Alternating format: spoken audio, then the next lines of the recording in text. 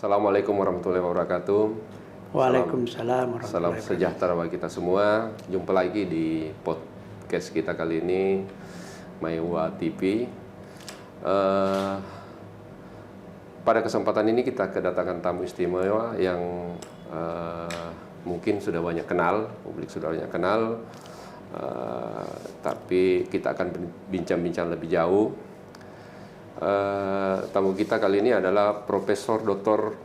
Abdul Rahman Jamaluddin ST. Assalamualaikum, Prof. Waalaikumsalam warahmatullahi wabarakatuh. Apa kabar? Baik. Salam sehat. Salam sehat. Nah, ini kan kebetulan beliau ini adalah putra daerah Masen Rempulo. Nah, ini karena latar belakang pendidikan beliau adalah teknik sipil, mungkin ada kaitannya nanti dengan wilayah asalnya ya. Nah, untuk pertama kali kita bicara tentang kampung halaman dulu, Prof. Iya, terima kasih. Kira-kira bagaimana perkembangan terakhir dengan NREKA ini, Prof? Iya. Baik, terima kasih. Kebetulan saya ini adalah perantau dekat dari NREKA di Makassar. Makassar ya. Ya. Jadi saya ke Makassar itu tahun 74.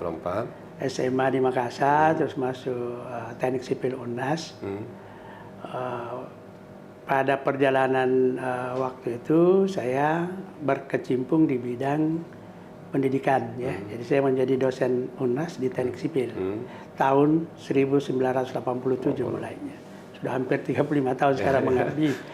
Nah, saya sehari-harinya memang banyak kegiatan-kegiatan yang terkait dengan pembangunan infrastruktur, menjadi tenaga ahli di bidang pembangunan di hampir seluruh Indonesia. Saya sudah jalani, mulai dari Sumatera, Kalimantan, Irian, apalagi kalau di Sulawesi itu sudah. Tetapi sebetulnya saya secara spesifik saya tidak terlalu ingin membicarakan tentang teknik sipil sendiri. Saya lebih cenderung ke bagaimana NREKA itu dipandang sebagai suatu potensi yang bisa mensejahterakan masyarakat yang ada di kampung halaman kita. Kita tahu bahwa orang-orang yang ada di perantauan, saya kira itu tersebar di mana-mana. Ada terutama di daerah Kalimantan, Irian. Dan jago-jago ya? Iya, jago-jago. Di bidang pengusaha, banyak jadi pedagang, banyak jadi kontraktor, banyak jadi pejabat-pejabat di daerah masing-masing. Kemudian tentu kalau di Makassar jangan lagi. Di bidang akademik, banyak sekali yang punya pendidikan tinggi, di bidang hampir menyebar. Dan kalau kita hitung profesor, saya cuma mungkin tidak bisa menyebutkan jumlahnya, tapi luar biasa banyaknya. Kalau di UNAS saja itu ada banyak sekali profesor, di UNM ada, di lain-lainnya ada. Oleh sebab itu tentu saja memandang NREKA baik itu dari luar maupun dari dalam tentu saja akan menjadi kebanggaan bagi seluruh warga Masen Rempulo dimanapun berada kalau daerah kita itu memiliki suatu tingkat kemajuan yang bisa diakui dan bisa disaksikan oleh seluruh, baik itu warga Masen Rempulo sendiri maupun warga lain. Kita tahu NREKA ini kan punya banyak ciri khas yang bisa dikembangkan dari sumber daya alam, dari segi pariwisata, sumber manusianya juga sangat ulet dan seterusnya. Itu terbukti di mana-mana. Kalau ada orang Masen Rempulo pasti akan mereka salut karena bagaimana mereka kerja keras, bekerja keras, tidak cengeng dan seterusnya. Itu ciri khas sebenarnya. Nah, kita orang Masen Rempulo sebelum kita dalam menjadi, kita punya suatu tagline itu namanya Tobana. Jadi dimanapun orang Masen Rempulo, baik ada di luar maupun ada di NREKA, harusnya menerapkan itu yang namanya Tobanya, tolong menolong, bantu membantu, nasihat menasihati. Jadi jangan karena perbedaan tertentu kita pecah belah, tapi itu harus kita pegang. Sektor apapun kita ini harus memegang itu, selalu tolong menolong, selalu bantu membantu, selalu nasihat menasihati supaya kita bisa melihat suatu kekompakan bagi seluruh warga baik ada di luar maupun yang ada di kampung halaman di sana. Sebelum lanjut, Prof, kenapa disebut Masen Rempulu? Padahal ini Kabupaten Nrekang. Itu sejarahnya panjang sebetulnya. Karena kalau kita melihat dulu, ya, kebetulan saya ini membaca Lontara Nrekang. Ada saya miliki, jadi nanti kalau ini ada kakak saya dulu, Prof. Syukur Abdullah, itu pernah membuat menerjemahkan dan menyusun Lontara Duri dan Lontara Nrekang sebetulnya, sehingga awal-awal daripada terbentuknya Masen Rempulu itu jelas dalam Lontara itu. Dulu kita kenal ada 7 Masen Rempulu. Jadi 3 kecamatan yang ada di Pindrang itu dulu Masen Rempulu. Kemudian karena yang 3 keluar, nanti Maiwa belum masuk. Pada saat karena adanya pengaruh dari kerajaan-kerajaan Bone apa segala macam, kemudian masuk Belanda, tentu dia maunya persatuan itu kuat, maka yang 3 ini bergabung ke Sawito, yang ini untuk menambah jadi 5, maka bertambah dengan Maiwa 3 di Duri, Nrekang 1, kemudian Maiwa 1. Nah itu sejarahnya itu panjang sih. Karena penyebutan Masen Rempulu itu kan kayaknya ada disebutkan kayaknya ada aura tertentu ini kalau kita bukan, ada kebanggaan. Ada beberapa pendapat pengertian Masen Rempulu itu pertama karena memang kita berada untuk menyusur gunung. Mas Nrekang itu menyusur gunung. Jadi memang kita hampir 80% wilayah Nrekang itu pegunungan melalui itu. Yang kedua, ada juga yang mengartikan itu di Nrekang itu ada namanya pulu. Pulu itu adalah beras ketan, ya. Pulu. Jadi Masen Rempulu itu adalah suatu kesatuan seperti beras ketan yang Masen Rempulu. Pulu itu seakan-akan bahwa kalau kita bersatu seperti pulu yang tidak bisa lepas kalau itu kekuatan itu. Yang mana yang benar tentu saja terserah saja menurut persepsi kita. Ada kaitannya dengan Tobana tadi. Ada kata yang Tobana tadi. Ada saling membantu persatuan. Jadi karena kita Masen Rempulu harus mendaki, orang Nrekang harus kuat. Yang kedua harus bersatu supaya kita bisa sejahtera, kan itu. Kembali ke soal Nrekang ini, sekarang ini gimana, Prof? Pandangannya Prof tentang kehidupan ekonomi sosial masyarakat di sana gimana? Saya kira di Nrekang kalau kita lihat sekarang terjadi sebetulnya perubahan yang begitu baik ekonomi masyarakat, terutama untuk wilayah-wilayah tertentu itu sangat signifikan. Kita bisa lihat bangunan-bangunan yang ada, bangunan rumah, ya, prasarana transportasi, jalan-jalan sudah relatif bagus, ya.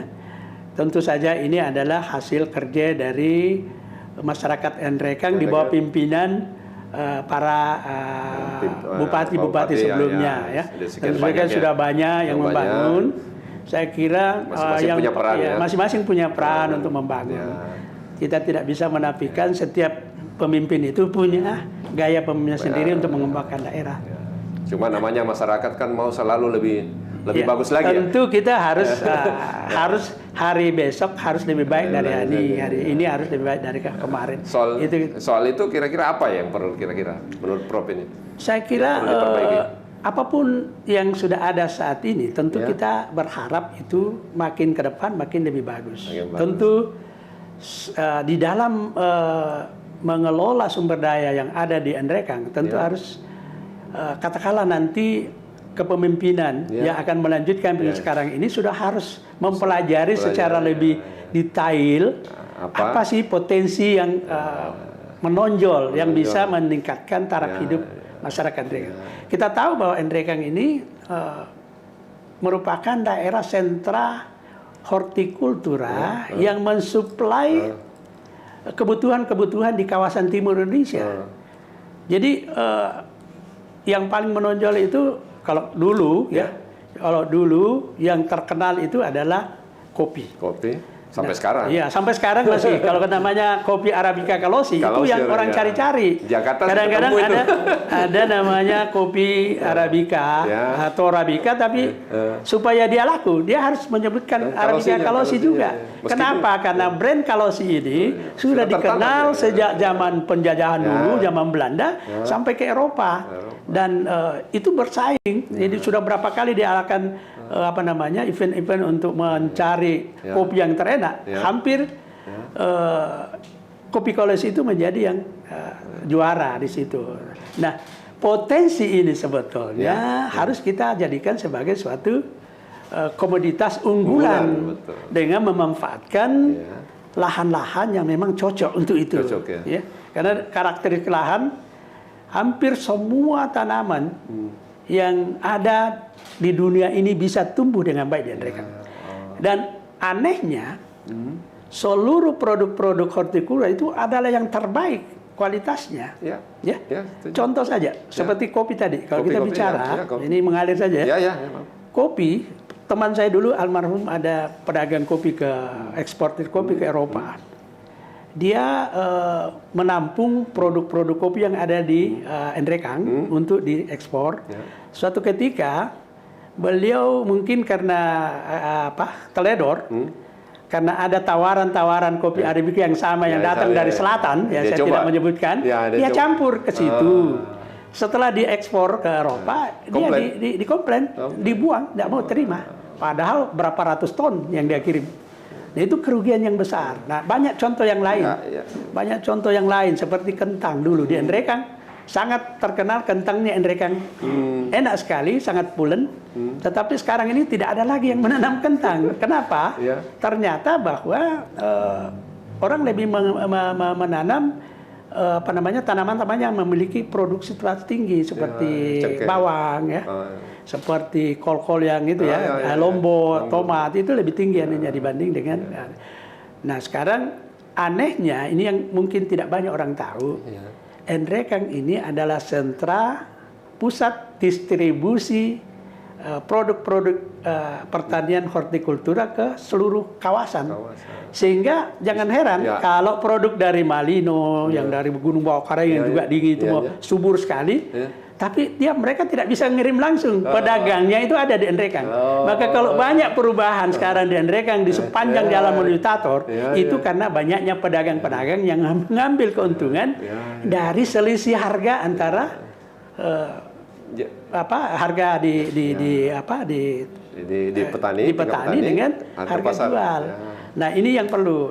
Berarti ini perpaduan ini, Prof. Perpaduan antara keahlian sebagai petani dan sekaligus keahlian sebagai pedagang. Iya. Karena di sana pedagang juga kan jadi di dalam proses produksi bawang. Dia kan juga dikenal ada namanya pemodal. Pemodal ada yang namanya petani penggarap. Jadi petani penggarap bisa memiliki lahan, tetapi dia tidak punya modal. Muncullah ini yang bisa memodali, membelikan bibit, saprodinya, kemudian aspek-aspek seperti pupuk, pestisida dan seterusnya itu disuplai oleh pemodal ini. Jadi banyak itu pemodal-pemodal yang memiliki modal yang cukup besar. Kalau melihat itu potensi-potensi itu harusnya sudah maju ya, Andrekang? Memang harusnya, harusnya. Tapi faktanya gimana, Prof? Dulu pernah kita Andrekang itu pada zaman saya tidak menekan yang lain ya, pada zaman Latinrum itu Andrekang menjadi salah satu 7 kabupaten yang terbaik Indonesia. Termasuk itu Surabaya, apa segala macam, banyak itu pernah di. Artinya itu sebetulnya kita bisa. Tinggal bagaimana kita mengolah sumber daya yang dimiliki, baik itu sumber daya alam maupun sumber daya manusia yang tidak kurang gitu. Ya, itu dia. Iya, tidak kurang itu untuk warga Masmur. Mungkin pimpinan yang lain mungkin berubah fokus. Mungkin fokus yang lain mungkin maju, itu. Kemungkinan juga karena kan seperti ini Indonesia saja kan fokusnya ke infrastruktur. Infrastruktur ada perubahan. Saya hanya ada cerita sedikit mengenai. Saya pernah berkunjung ke Jepang. Diundang oleh salah satu profesor yang bekerja sama dengan UNAS di teknik. Saya waktu di sana kita mau disuruh dibawa untuk melihat proyek-proyek infrastruktur, bendungan di suatu pulau yang ada di Jepang. Tetapi pada saat diskusi saya bilang begini, Pak Prof, saya juga mau berkunjung ke daerah pertanian yang betul-betul bisa menghasilkan suatu produk pertanian yang unggul, memiliki teknologi yang Teknologi tinggi. bagus. Bagus. Kita dibawalah ke satu tempat. Ada pertanyaan pertama yang sampai ke saya, kok ini kamu ini Ya. Rahman, Ya. basicmu adalah teknik sipil. Ya, Yang kau punya Pertanyaan. kalian itu adalah Pertanyaan. infrastruktur, membangun jalan, Ya, ya. membangun Malah gedung, tanya membangun. Kenapa larinya ke pertanian? Saya bilang begini, Iya, iya. orang hidup di dunia ini, Iya. kebutuhan utamanya adalah pangan. Iya. Dan pangan ini adalah Ya. suatu yang antara tiga, pangan, sandang, papan, kan? Betul. Tentu begitu harga pangan goyang, Ya, ya. pasti akan sibuk semua orang, Ya. pusing semua orang. Ya, ya, ya. Lombok tiba-tiba jadi 80.000, Berteriak semua. berteriak semua. Tapi kalau Lombok turun 5.000 atau 3.000, tidak ada yang Nggak berteriak. ada berteriak. Ini kan Ya, ya. kasihan masyarakat kita. Kenapa kamu tidak bisa? Waktu itu ya betul juga kepunyaannya ya. Ya, ya. Saya bilang kita membangun jalan yang bagus sampai ke gunung-gunung, sampai ke hutan-hutan, pinggir hutan yang mulus di Jepang itu. Tujuan jalan ini adalah bagaimana caranya produk-produk yang ada dari Pertanian bisa ini, diantar secepat ke konsumen. Melayani produk pertanian. Melayani produk pertanian untuk dimakan orang. Jalan tidak ada orang yang makan jalan. Ya, jadi sarana. Tapi kan faktor produksi, faktor logistik itu kan menjadi lebih murah karena jalannya bagus. Sampai di pinggir hutan pun kita menggunakan mobil sedan dan itu mulus, tidak ada halangan. Nah, persoalan yang kita hadapi sekarang ini harusnya menjadi acuan bahwa infrastruktur itu harus bisa memiliki menunjang. fungsi menunjang untuk menuju ke pasar secara bolak-balik ya, karena ada kebutuhan untuk pupuk, bibit dan seterusnya bawa ke lokasi pertanian, tapi hasilnya itu harus dibawa ke pasar. Ya, kalau tidak ada itu kan kacau juga. Ya kacau juga itu kan. Airnya bisa busuk. Jadi itu makanya di dalam membangun kesejahteraan masyarakat di samping infrastruktur, tentu saja kita harus fokus ke apa saja yang kita bisa produksi di daerah kita. Karena tidak mungkin banyak fokusnya, tidak mungkin. Tidak boleh, tidak juga banyak. Untung saja kalau di Endrekang itu memang fokusnya banyak. Karena hortikultura itu banyak macam. Beda kalau sidrap ya. Yang menonjol di sidrap itu kan beras dengan ayam. Iya kan? Ya, mungkin karena Endrekang memang banyak potensinya saya lihat, Prof. Memang itu. Jadi akhirnya jadi banyak fokus. Iya, banyak fokus, tetapi tidak ada yang mengarahkan ke fokus tertentu. Karena selain hasil alam, hasil pertanian itu, yang menonjol di Endrekang ini juga ada sumber daya manusianya. Iya. Dan perantau, mereka di mana-mana menonjol di kehidupan masyarakat. Iya. Itu yang saya maksud tadi. Kita mungkin tidak perlu lagi berpikir untuk mendapatkan mengambil resources yang ada di Endrekang untuk kehidupan kita. Saya bolak-balik ke kampung itu kadang-kadang saya hanya ini kamu pulang kasih habis saja uang karena tidak pernah bawa keuntungan. Padahal saya menanam macam-macam, Pak. Hampir seluruh tanaman-tanaman saya coba, mulai dari markisa, labu, madu, semua itu saya tanam sampai jahe. Kemudian sekarang ini saya kembangkan lagi cabai. Saya coba menerapkan teknologi yang hanya saya baca YouTube, tapi saya bisa aplikasikan. Mudah-mudahan itu bisa menjadi contoh untuk bagaimana memproduktifkan lahan-lahan yang selama ini banyak yang menganggur. Dan subur. Iya, subur sekali, Pak. Jadi klimatnya sangat cocok. Nah, soal SDM tadi kan, kalau kita kembali sebenarnya kan ada perputaran uang harusnya. Oh iya, harusnya. Ada perputaran ini. Belum misalnya kalau di sana kita ke kampung kirim uang. Iya. Jadi ada pertambahan. Ya. Dan itu kalau masih kita berpikir lebih panjang lagi, lebih luas lagi, itu Endrekang potensi destinasi wisatanya luar biasa. Nah, itu dia. Karena kita sekarang kan ada destinasi wisata pantai. Itu ada di pesisir-pesisir. Saya lihat sudah mulai yang sungai itu dan tapi orang kan sudah orang akan bosan kalau gitu hanya ke laut saja. Orang juga mau ke gunung. Mau ke gunung. Tapi kalau potensi yang ada, dulu pernah ada Kapolres Endrekang, sangat intens untuk memetakan, tapi itu tidak ditindaklanjuti.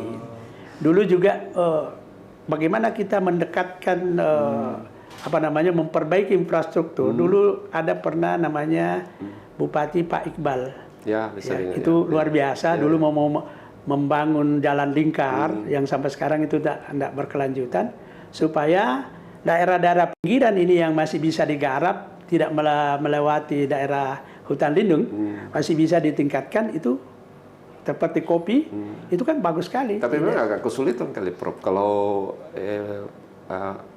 programnya seperti itu ya, dari mengandalkan APBD, APBD-nya kan kecil. Sebetulnya APBD itu menurut saya tidak terlalu signifikan. Nah itu dia. Karena mereka sekarang dibangun begitu banyak bangunan-bangunan bagus, itu dibangun sendiri oleh masyarakat dari kapasitas sendiri. Memang harusnya lari ke Iya, situ. harusnya lari ke situ. Ya. Nah, sebetulnya tujuan daripada adanya pemerintahan itu adalah supaya apa yang bisa dibantukan. Nah, jangan lupa bahwa untuk membangun suatu kawasan, katakanlah satu kabupaten, tidak bisa mengandalkan APBD saja. Nah, apalagi kalau kita punya daerah, PAD-nya kecil karena tidak ada tambang, tidak ada apa, sehingga nanti akan sangat terbelakang. Tapi kalau ada inovasi-inovasi, jangan lupa bahwa contoh saja, pemerintah provinsi mana ada wilayahnya? Betul. Ada enggak wilayahnya? Iya, tapi tinggi PANU-nya, APBD. APBD tinggi sekali, mau dikemanakan itu? Nah, kalau suatu daerah, satu kawasan memiliki ide-ide cemerlang untuk menggunakan resoursi sumber daya yang dia miliki, tentu saja dengan perencanaan, membuat proposal yang baik, yang bisa dibuktikan di kemudian hari, kemanfaatannya terhadap masyarakat kita dan mungkin masyarakat di luar kawasan kita. Kalau seperti tadi bawang itu, kita fokus untuk supaya tidak naik turun seperti itu. Ya, tidak kaget-kaget ya, kadang-kadang harganya jadi 8.000, kadang-kadang jadi 70.000. Kenapa kita tidak berpikir bahwa itu ditingkatkan? Jadi sekali lagi seperti tadi di Jepang itu, kelembagaan petani di suatu kawasan itu sangat kuat. Ini yang sangat lemah di kita. Jadi hampir-hampir itu masyarakat di daerah, di kampung-kampung itu membuat lembaga-lembaga kelompok tani, KWT sebenarnya hanya supaya dia dapat bantuan. Itu kan sangat tidak ada yang kontinuitas, bagaimana kita ada bantuan tapi hasilnya betul-betul tidak ada evaluasi, tidak ada pembinaan. Kan di pertanian ini kan sebenarnya kalau NREKA kan sudah terkenal sejak dulu. Oh ya, sudah. Tinggal pengelolaannya saja. Pengelolaannya saya membantu masyarakat supaya masyarakat bisa lebih produktif ya, lebih ini lagi. Kemudian hal lain yang bisa dikembangkan untuk membantu APBD yang kecil itu kan pariwisata yang tadi Prof. Oh iya itu, karena kalau orang ke hanya untuk melihat negeri di atas awan, padahal kalau di Bambapuang kita itu saya belum pernah naik, tapi bayangan saya kalau kita di Bambapuang, puncak Bambapuang sana, kalau kita biasa lihat di YouTube di Cina itu ada jalan-jalan melingkar pakai pakai kaca dan itu. Kita di sana memasang teropong, hampir seluruh daerah di selatan, utara itu bisa dilihat, Pak. Karena dia gunung tertinggi di kawasan itu. Apalagi kan diuntungan kan itu lintasan lintasan ke Toraja, harus singgah. Di sana boleh dibilang sentra pariwisata yang terkenal, tapi kita dilewati saja. Hanya Buntuka Bobong saja yang orang tahu. Itu juga cuma di pinggir. Padahal kita punya keunggulan. Di NREKA itu ada banyak makanan khas. Nah, itu tuh, baje. Iya, bukan itu saja, ada mandoti. Oh, mandoti. Ada Dangke. Dangke yang paling tidak ada saingan kalau Dangke. Ada saingan. Saya karena begitu penasarannya, saya di Makassar ini kita lihat hanya karena Kapurung, orang Palopo banyak restoran di mana-mana ada di Makassar di mana, dan orang berlomba-lomba untuk makan kapurung. Padahal itu sederhana sekali. Nah, kita variasinya banyak sekali. Dari makanan itu ada dangke, ada mandoti, ada bundu-bundu, nasu cemba, ada cambe burak, itu ada semua. Tapi kita tidak ada, makanya apapun yang lakukan saya bikin semacam kedai di Makassar. Ya kalau bisa jalan-jalan kedai Maduri. Di mana itu? Di Jalan Inspeksi PAM sana sekarang. Itu namanya Cafe Domino. Itu ada. Itu mau menjual makanan khas NREKA, ada semua di situ. Apa tadi nanya Prof? Diulangi? Ya, kedai Maduri. Kedai Maduri di Jalan Inspeksi PAM 139. Jadi pemirsa yang rindu dengan makanan-makanan khas NREKA bisa singgah di sana. Bisa singgah di sana. Kalau tidak sempat pulang dari NREKA ya. Kita kan harapkan mereka itu ke NREKA, karena kalau pasti ke NREKA pasti membawa uang. Nanti kalau membawa uang pasti bawa oleh-oleh nanti belinya. Karena yang saya juga ini kan ada makanan khas yang kita tidak temukan di tempat lain ya. Contoh misalnya dulu apa itu sayur tutu, iya. Terus sayur daun kelor. Daun kelor itu dipakai, iya. Orang di belakang baru mengenal bahwa daun kelor itu adalah suatu makanan sayuran yang memiliki gizi yang sangat tinggi. Banyak sekali orang Eropa sekarang termasuk cabai burak. Di Amerika itu 1 kilo itu batang yang mau dianu itu $12 Pak, $15 kali dengan 15.000. Padahal kita terbuang-buang saja. Ada lagi sayur rebung. Ya rebung juga itu ada. Sayur yang rotan itu. Ya itu juga. Ya. Tapi kan itu sekedar sekarang orang-orang yang perantau kan rindu sebetulnya itu makan. Saya kadang-kadang teman-teman yang datang dari jauh singgah di sana ya syukur saja. Ya, itu memang motivasi saya adalah saya juga mau memperkenalkan bahwa makanan khas saja itu sudah menjadi. Jadi kalau kita membuat suatu program wisata agrowisata di Endrekang itu sangat bagus. Daerah sebelah barat itu sangat indah dan itu kalau sepanjang punggung bukit itu adalah hortikultura yang bisa. Apalagi kalau kalau di timur itu ada sawah-sawah yang bersusun-susun, tempat mandoti itu luar biasa. Hampir lebih bagus daripada yang ada di Bali. Cuma kan belum kita kembangkan. Ini mungkin PR ya bagi pemerintah setempat. Pemerintah setempat termasuk siapapun yang berkeinginan untuk menjadi pemimpin masa depan Endrekang itu harus memikirkan itu. Jadi harus memperlihatkan saya mau jadi pemimpin untuk mensejahterakan masa. Jangan ada jangan ada niat lain. Jadi kalau dasarnya cuma dagang saja ya pasti kita pikir dagang. Tapi dagang tetapi punya visi yang bagus itu lebih bagus karena orang pedagang lah bisa mensejahterakan. Kalau itu dilakukan, masyarakat. Optimis Endrekang bisa lebih maju. Bisa Pak, jadi bisa. Ya tinggal itu.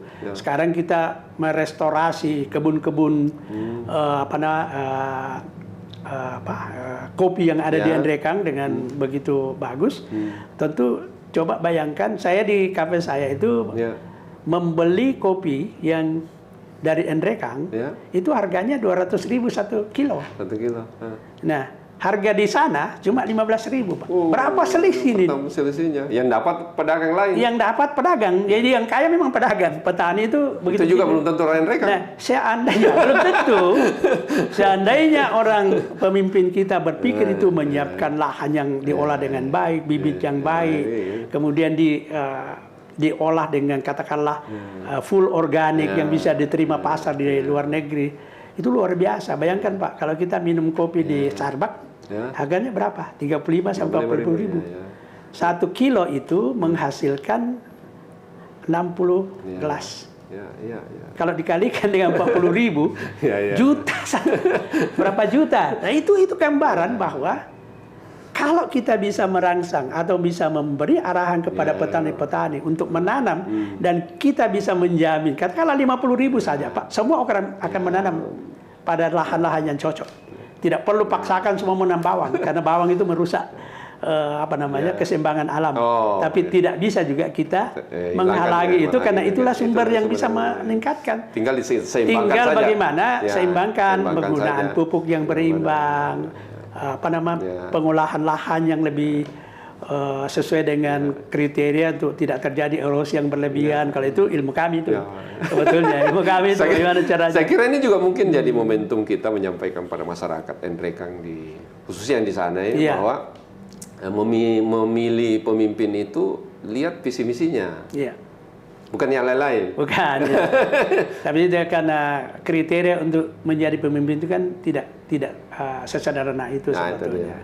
Pertama kan kalau dulu itu memang ada gen jadi pemimpin, keturunan pemimpin yang ada. Jadi biasanya itu di dalam ada seleksi alam yang kan ada muncul persen-persen tertentu dari. Tapi kalau ditelusuri, memang pantas jadi pemimpin karena memang dulu-dulunya memang keturunan pemimpin. Ada bakatnya. Tapi kan mau dilihat dari apa yang capability-nya apa, kemampuan akademiknya bagaimana, pengalaman empiris di bidang apa yang dia miliki untuk bisa jadi pemimpin. Terutama niatnya apa? Ya, itu dulu. Itu dulu niat, Pak. Niatnya. Ya, Cuma kan itu susah dulu niat. ngukurnya niatnya. Jadi Kan semua kalau baru maju kan saya ingin mensejahterakan masyarakat. Ya. Tapi kan dengan cara apa? masyarakat itu kan bisa melihat jejaknya. Ya, betul. Untuk jadi pemimpin, punya enggak pengalaman memimpin? betul. Apapun yang pernah dipimpin kan kita bisa lihat. Kalau dia hanya pernah berdagang dan berhasil bisa mengumpulkan uang banyak, tentu saja dia kelebihannya adalah dia punya modal besar. Tapi di dalam menjalankan proses kepemimpinan itu belum tentu. Saya kira ini saran dan pendapat bagus. Ya. Kedua belah pihak, baik calon pemimpin maupun masyarakat ya. Ya, itu tentu kalau saja. mau maju, ayo kita sama-sama satukan visi, satukan. Yang kadang-kadang kalau kita berdiskusi mengenai bagaimana mencari pemimpin baik itu legislatif maupun ini kadang-kadang kita kalah dengan masyarakat. Mereka itu pintar sekali. Betul. Pintar sekali, tetapi apalagi medsos ya. Kepintarannya itu kadang-kadang disalahkan, artikan. Betul. Ya. Jadi kalau kita kasih tahu lebih pintaran dia. Yang menonjol sekarang ini memilih pemimpin atau wakil-wakil itu terlalu pragmatis. Itu dia. Jadi dia berpikir pendek. Berpikir pendek, tidak memikirkan bahwa kalau saya ingin memilih pemimpin, dialah akan memikirkan bagaimana masyarakat itu bisa sejahtera 5 tahun ke depan selama masa pemimpinan dengan menggunakan seluruh resources, baik itu yang sumber daya alam, sumber daya manusia, mungkin yang di birokrasi kan itu harus diarahkan. Karena itu seluruh aktivitas birokrasi itu kan ditentukan oleh apa yang menjadi target dari seorang pemimpin. Walaupun sebetulnya kan ada tupoksi biasanya ya setiap orang, tapi tupoksi ini kan harus diikuti oleh inovasi.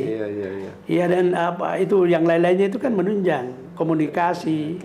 Itu akan muncul begitu ada pengarahan dari sang pemegang kekuasaan atau kewenangan yang tinggi, katakanlah bupati, tentu geraknya itu akan ditentukan oleh apa arahan dari dia. Tapi kalau tidak digerakkan ya sesuai dengan tupoksi saja, gitu. Jalan saya harusnya menggugurkan kewajiban. Kalau saya kalau saya jadi pemimpin, yang pertama saya lihat apa sih tupoksinya setiap OPD. Kan ada, Pak. Namanya saja pertanian. Berapa kontribusi dari OPD pertanian terhadap bergeraknya proses produksi dan di pasaran. Sesudah itu ada produksi yang tinggi, tentu kan ada perdagangan dan industri. Ada enggak sentuhan mereka terhadap itu untuk memberi nilai tambah? Jadi pertanyaan besar ini. Pertanyaan besar. Itu yang harus kita lakukan. Nah, seorang pemimpin yang memiliki kapabilitas yang tinggi, kemampuan yang tinggi, tentu dia akan menggunakan orang-orang pintar untuk membantu beliau. Untuk apa? Kerja keras. Iya. So, untuk apa? Ini kan banyak sekali sektor, Pak. Dan banyak ahli-ahli dari Endrekan yang bisa kita panggil. Tinggal kasih kewenangan. Kasih kewenangan. Saya mau begini, tolong bantu saya pikirkan.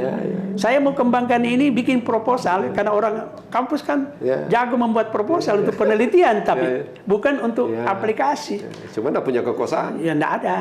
Tapi itu kan kalau datang dari pemimpin. Jadi kalau pemimpin yang pintar pasti akan menggunakan orang-orang pintar untuk membantu dia memecahkan persoalan di wilayahnya. Tapi sayangnya kalau pemimpinnya merasa pintar. Nah, itu dia. Itu persoalan. Kalau dia bilang, kau tompi nanti ya. Tompi nanti. Saya jalankan juga saya punya sekarang. Artinya kan dia, kenapa saya mau panggil orang pintar? Nah, pintar aja. Nah, itu dia. Nah, itu persoalan. Itu memang penyakit kepemimpinan itu. Iya, itu salah satu penyakit kepemimpinan. Tapi kan sebetulnya bagaimana mendapatkan suatu pemimpin yang memang diinginkan. Ini semua orang harus sadar. Baik itu yang datang untuk mau memimpin maupun yang dipimpin, juga harus sama, supaya imbang ya. Jadi orang-orang yang teman-teman yang ada di luar sekarang ini orang jago-jago semua, akademisi apa semua, mari kita kembali memberikan semacam pencerahan kepada masyarakat kita bahwa negeri ini Mas Cenderampulo ini akan maju kalau kita bisa bersinergi di hampir semua aspek. Jangan dikasih 50.000. Ya, itu persoalan. Dan itu, Pak. Salah tidak ada di sana. Bukan. Saya tidak bisa mengatakan itu ada. Itu ada. Dan itu makin masuk ke wilayah yang sempit, itu makin tinggi. Betul. Coba kalau kita mau jadi anggota DPR kabupaten, itu kita bisa mungkin kalau orang yang membayar itu Pak bisa 500.000. Tapi kalau orang yang di wilayah untuk provinsi mungkin dia hanya bayar 200.000. Tapi kalau nasional untuk karena banyak kabupaten mungkin perlu hanya 100.000. Tapi itu kan mekanisme ini, tapi pada akhirnya nanti akan muncul perubahan kalau itu betul-betul dari pemimpinan negara yang betul. Karena itu kan katakanlah presiden ke gubernur ke anu, kalau seluruhnya itu bisa. Harus kekuasaan. Jadi dalam memilih pemimpin itu kita harus melihat bagaimana negara ini bisa lebih bagus, provinsi lebih bagus, kabupaten lebih. Karena semua mengalir. Berarti ini sekalian juga berlaku nasional ya, Prof. Harus. Jadi saya karena nasional bisa maju kalau daya wilayah kecil maju. Saya kira, wilayah kecil maju kalau kepemimpinan di tingkat nasional juga punya.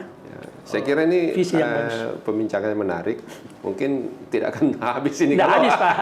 Saya kalau mau dicerita ini biar dia 1 minggu kita bicara sih tidak habis. Kayaknya kita mesti jadwalkan nanti pertemuan berikut untuk kelanjutan pembicaraan kita. Saya kira menarik, saran-saran yang bagus. Saya kira netral. Pembahasan saya kira tidak menunjuk satu orang dua orang, tapi ini netral. Ini memang semua kita harus membangun. Saya malah senang kalau Maiwa TV ini.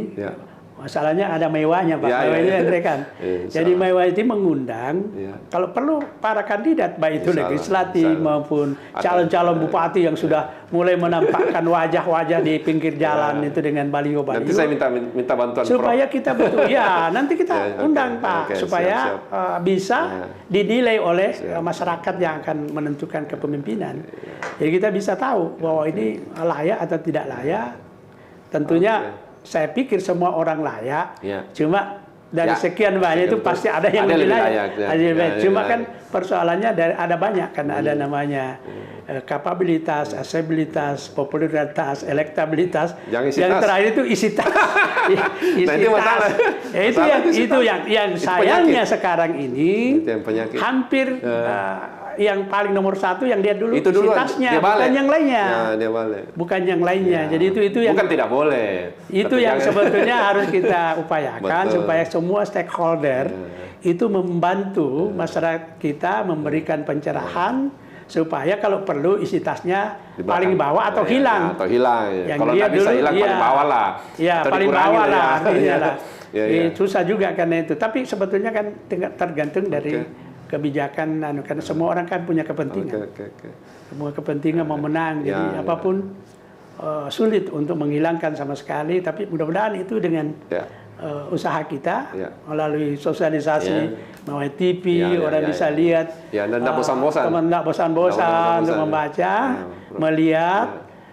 Itu nanti mungkin juga nanti ada waktu kita jalan-jalan untuk membuat apa namanya. Saya ada rencana seperti itu, mengangkat suatu ketika saya diskusinya di tengah kebun lombok saya kalau dia bagus ya. Sekarang saya baru metanam.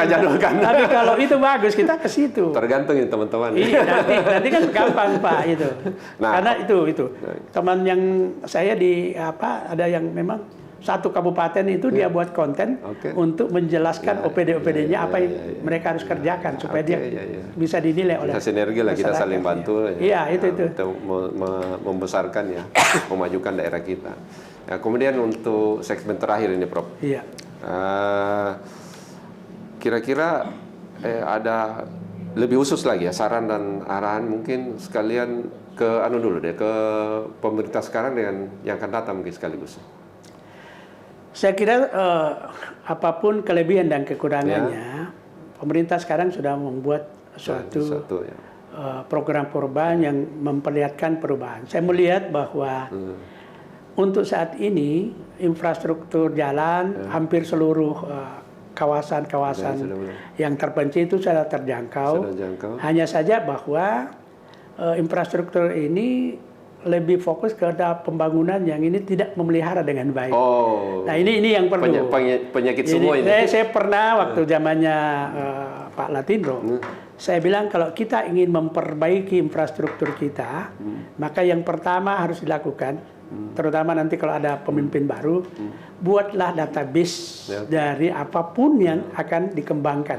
Baik itu infrastrukturnya, jalan, jembatan, dan pengairan, maupun lahan-lahan perkebunan, dan segala aspek yang terkait dengan itu, supaya kita bisa mengambil decision dari data yang kita miliki. Dulu saya buat semacam database, saya harus berapa panjang jalan di Kabupaten Endrekang. Waktu itu saya identifikasi ada 800 km lebih itu ya. Saya ukur satu-satu, dan seluruh kondisi jalan itu saya petakan. Ada yang sudah diaspal, baru sekian persen, ada yang masih perkerasan. Ada, itu harus, karena dari situ orang bisa, oh ternyata sudah ada jalan yang bagus, tapi konsentrasi di beberapa wilayah saja, tidak distribusi. Padahal itu kan harus ke wilayah itu tidak karena kepentingan politik. Konstituen saya di sana, saya harus bangun dulu itu. Itu kan itu yang mungkin. Dan kedepannya tentu kalau kita ingin masuk untuk memimpin, bercita-citalah supaya seluruh potensi sumber daya yang kita miliki kenali dulu. Supaya nanti kalau ada program-program yang dibuat itu Renstra selama jangka menengah 5 tahun, itu janji-janji kampanyenya itu dibuat secara detail sesuai dengan kondisi. Kalau tidak tahu tanya. Ya, kalau tidak tahu tanya. Karena kan ada bisa dapat data sekunder, ada data primer. Kalau saya data primer, hampir seluruh lorong-lorong di Endrekang saya sudah lihat. Tentu kalau diminta pasti dikasih. Saya sudah hafal itu anunya. Ini kalau bupatinya minta pasti dikasih. Iya, pasti sepanjang jalan itu saya tahu potensi ini yang cocok di sini, ini yang cocok di sini. Dan itu kalau kita diminta itu kan pasti kita akan memberikan masukan. Ini kan untuk pemerintah ini sekarang. Kalau masyarakat tadi kan tentu yang tadi sudah diulas. Jangan isi tasnya di atas itu. Itu yang penting dulu. Kita hindari karena itu kan hanya sesaat saja. Begitu kita belikan rokok habis. Tapi kita menderita 5 tahun. Bahkan lebih karena itu bisa sambung lagi jadi 10 tahun. Terus yang terakhir mungkin komentarnya tentang organisasi Hikmah itu gimana, Prof? Saya kira yang perlu ini karena ini Hikmah sudah menasional. Dulu itu pusatnya ada di Makassar, tapi kita mau menasional seluruh Indonesia, pindah di Jakarta. Sudah ada ketuanya. Malah hari ke depan ini, hari Senin ke depan ada lagi pelantikan pengurus pemuda Hikmah. Itu artinya bahwa organisasi ini memang eksis dan itu lebih duluan terbentuk dari Republik ini. Jadi sebelum merdeka sudah ada Hikmah. Nah, bagaimana kita memanfaatkan organisasi ini, buatlah konsolidasi yang efektif.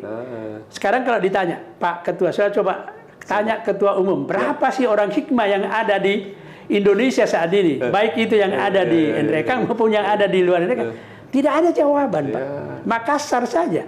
Kita, luar biasa banyaknya orang Endrekang. Kalau namanya Kampung Endrekang, itu ada di Barabaraya. Apalagi di Ablam ini.